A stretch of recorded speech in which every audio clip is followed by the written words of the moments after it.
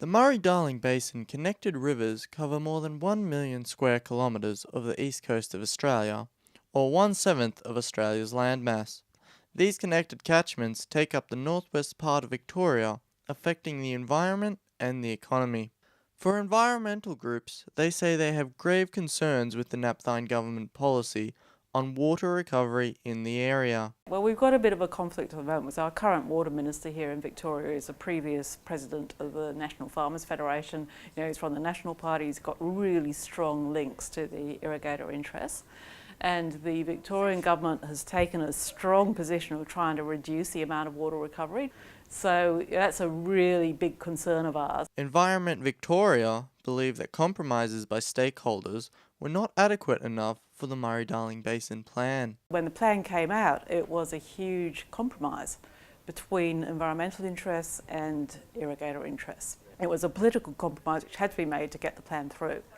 And so we thought that the volume of water recovery should be quite significantly higher than it's actually worked out to be. But CEO of the Victorian Farmers Federation, Graham Ford, believes that the current water allocation is still not sufficient enough. We've got some concerns around the buyback scheme. Obviously every megalitre of water that's taken out of the system is a megalitre of water that's taken out of the irrigation and the economic activity that produces within the Murray-Darling Basin regional areas.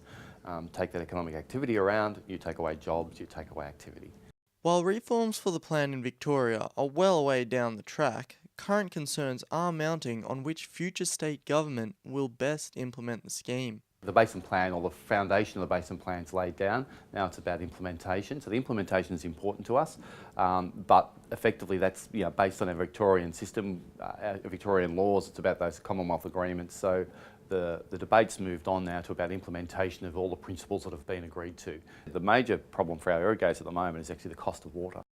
Liberal, National and Labor candidates who are currently campaigning for seats in Northern Victorian regions will have to assure voters that their respective parties will manage the Murray-Darling Basin interest effectively.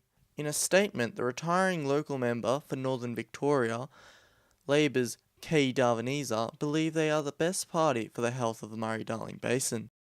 The Northern Victorian community understands just how important the health of the Murray and its tributaries are to the region. The majority of people in these towns, particularly farmers, support generating water savings through investment in water delivery and on-farm irrigation infrastructure. The former Victorian Labor government understood this, and that's why we supported the $2 billion upgrade of the irrigation network delivery system.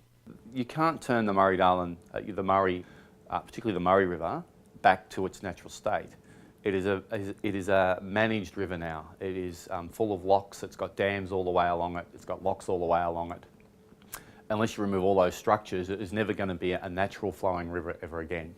And I don't think any government is in that space. So then the challenge is, okay, how do we manage it best, given what we've already done in the past? How do we manage it the best going forward with the best science that we have? Yeah. So the question remains, who should govern the ever-changing Murray-Darling Basin River now and into the future? It is now up to regional voters to decide which party is best suited for the job. Derek Schlenstedt, Unipol Watch.